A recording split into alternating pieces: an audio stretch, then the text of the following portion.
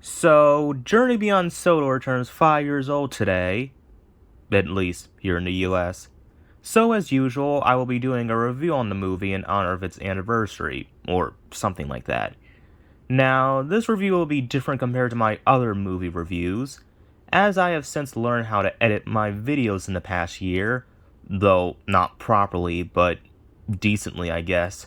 Instead of showing live footage of me on my bed with my Thomas toys for reference, I will be showing actual footage, though mostly screenshots, of JBS for this review. Furthermore, with the fact that the only JBS character that I own merchandise of is Hurricane in Adventures, and that's literally it. So, if I were to do a live review of this movie, I wouldn't really have many good replacements to use in place of the new characters. Anyways, as usual, I will be going over a brief synopsis of the movie, mention the things that I liked, what I didn't like, and then give my overall rating on the movie. So, without further ado, here's my review on Journey Beyond Sodor. The movie begins with Henry taking a goods train to Burlington goods yard on the mainland. However, on his way, he gets into an accident and is sent to the steamworks to be repaired. Meanwhile, Thomas is fed up with James constantly boasting about how he's Sir Tom Hatt's favorite engine. And when he learns that James would be the one taking Henry's train to the mainland, he decides to steal it in spite of him. On his way to Burlington, Thomas gets lost and meets up with some new friends, a crazy gantry crane, and some experimental engines. He then finds himself at a steelworks where he meets our antagonists of the movie, Frankie and Hurricane. The two of them trick Thomas into working for them in exchange for them delivering his goods train. Thomas soon learns of Frankie and Hurricane's true intentions and tries to escape and go back to Sodor. The first half of his plan is successful, but the second half, not so much. On the same night as his escape, James decides to go to the mainland to find Thomas to, in his words, become a hero. He eventually meets up with Frankie and Hurricane himself, and they too trick him into working for them. Thomas and his now 3 experimental friends all work together to save James from the steelworks. 4 minutes of crazy hijinks and physics later, the engines rescue James, the experimental engines decide to work at the steelworks, and Thomas and James come back home happy. Oh, and Henry comes back too.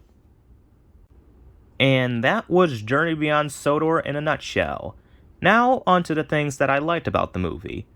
First thing that I'll say that I like about the movie is the intro. It's a very good introduction to any newcomer who has never seen Thomas before. The score is also phenomenal, and the many locations and engines that they show off is amazing. I'd probably go as far as to say that this intro is on par with the intro in The Adventure Begins, but that's just my opinion. Henry's crash, while kind of silly on how he just gets deflected by the brake van, is very nicely done, and I like how serious it's taken. There are a lot of funny moments in the movie, particularly with the human characters, whether it be Topham using toy trains to organize what jobs the engines will be doing, or the dancing workmen in the background of James's song. Speaking of songs, I really enjoy all the songs in JBS.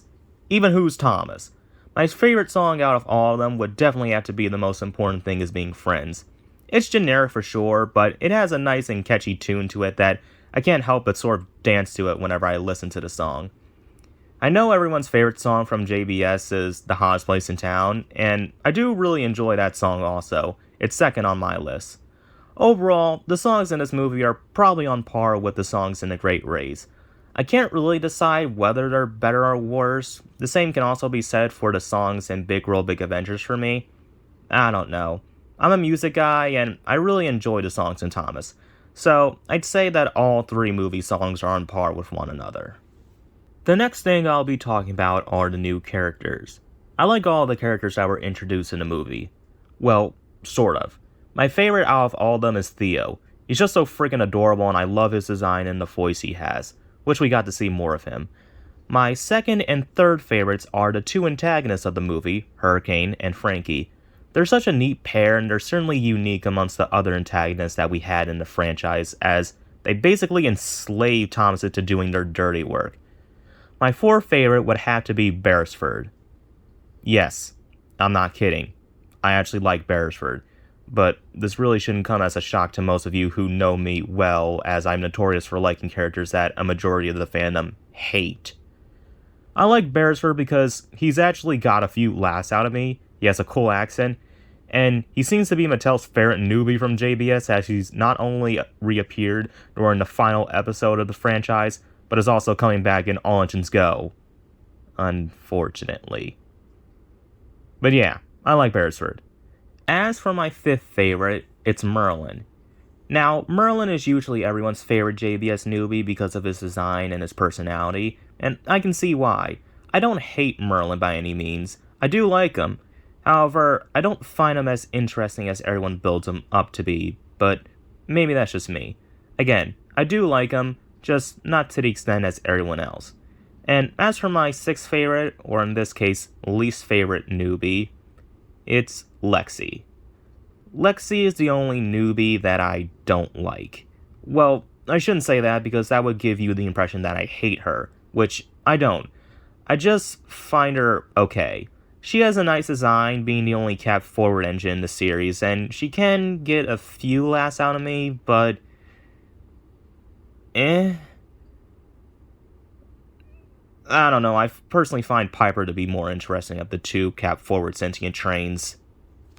Now that I have my favorite newbie characters ranked, on to a couple of other things I like about JBS. One thing that I really liked, and I'm sure that no one expected during our first watching, was seeing the Great Railway Show diesels from the Great Race appear again, let alone speak. They were honestly one of the highlights of the movie for me, despite only appearing for about 2 minutes, but they're just so fun despite their down-with-life personalities. I also love the fact that they have New Jersey accents, especially with me living in that state. John, however you pronounce his last name, did a great job voicing them. The scene of Thomas escaping from the steelworks was well executed, and I thought was very tense, which is something that I appreciate a lot from Thomas movies, on how they'll have a few tense moments here and there that aren't always present in the regular episodes. The animation, while a bit lacking in some areas such as when Thomas arrives on the mainland, is still very well done. And the new locations, especially the steelworks, look amazing. I am aware why the animation is lacking in some areas, so there's no need to comment why it looks that way, but for those of you who are wondering why the animation looks the way it does in some scenes, is because ARC, the then current animation team that animated the show, went bankrupt in August of 2016. Jamfield Entertainment eventually acquired the business and would go on to animate the series all the way up to its final series. Because of about a month's loss of work, Jamfield had to rush with the movie in order to beat the deadline, which is why there's a lack in scenery in some scenes on the mainland and a couple of errors in terms of placement. Furthermore, with the fact that this was the first production to include the body movement of the engines, which will be the last thing that I'll be talking about on what I liked about JBS. Like most of you watching, when I first watched the trailer to Journey Beyond Sodor and learned that the engines were going to be able to move their bodies now, I was very skeptical. I didn't really like it all that much and was a bit worried on how it was going to turn out. After watching the movie for the first time, I didn't have as much as a problem with the bouncing as I did before, and it did work in some areas of the movie for me, like during the song numbers. However, I did secretly hope that the bouncing wouldn't be present in the following series of the show. And I thought I was right when Springtime for Diesel first came out, as there was no bouncing present. Only to be proven wrong once a most singular engine came out, as a few signs of the engine's bouncing was present there, and then it gradually became more present as the season and eventually the entire series went on. Over time, I did get used to the bouncing and don't have much of a problem with it as I did all those years ago. I wouldn't mind if the series continued on without the aid of body movement on the engines and other vehicles, but I can understand that this was a way for the characters to seem more expressive and alive, I guess. Heck, this isn't even the first time where the characters have been seen bouncing. For example, Gordon in Gordon Runs Dry, and Steven in King of the Railway. Even in the earlier seasons, there were a couple of instances in the model series where the characters have been seen bouncing, or at least performing some kind of body movement. Thomas was seen bouncing in the Thomas and the Stinky Cheese CGI test footage, and during the Nitrogen era, whenever a character laughed, their body would usually shake from side to side. Not many people thought of these until this movie was released. A lot of people compared the bouncing to Chuggington, probably because that was the only other piece of popular media at the time that was about sentient trains. Well, other than the luncheon that could, of course, but people usually look at the books and not the adaptations that were made. But probably also because Chillington isn't the most popular of shows in the eyes of the Thomas fandom. So seeing something that was bad about a bad show come into play in something that they thought was a good show was probably what drove some people mad about the bouncing trains. But hey, at least the show didn't take a downfall like Thomas did. No offense to those who like All Engines Go. Also, I like Chuggington, if that wasn't already obvious before. And with that all said, along with a few other minor things that I like about the movie, like Henry's only line of dialogue, Rosie's first time speaking in 5 years, or the bizarre jobs Top Hat has on his to-do list, there isn't much else I can say that I liked about the movie that hasn't already been said by multiple other people who reviewed this movie. As for things that I didn't like about the movie, there isn't much, but there's still some noteworthy things. Sometimes the cartoony physics in the movie can be too much, like Beresford throwing Thomas around like a toy, and almost the entire climax scene. Frankie crying is also freaking annoying. Lexi can be too much at times with her constant voice changes. Using Toby as a mainland engine is just weird. Thomas having the ability to turn his face is actually horrifying, but I guess it is Railway Series accurate. Percy finding Thomas' delay to be worse than him being lost is just plain stupid. And while I did say that I didn't have a problem with the bouncing, sometimes it can look a little off, probably because this was the first time, well, sort of, where the engines are seen bouncing. For example, Edward and Gorn bouncing in the scene at the sheds looks very awkward and jarring. And while it's not really a problem with the movie itself, the DVD cover for the movie is just plain lazy. But other than that, that's probably it in terms of the problems I have with JBS. Overall, this is a really good movie.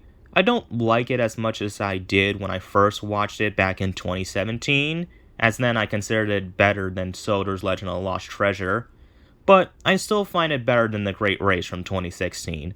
So, my score for Journey Beyond Sodor is going to be an 8 or 8.5 out of 10, and it's my fourth favorite Thomas movie, behind Legend of the Lost Treasure, Big World Big Adventures, and, of course, The Adventure Begins. And that's about it. I hope you guys enjoyed this review, and I'll see you guys next time, I guess, as long as nothing bad happens to me, or this channel. Twisms?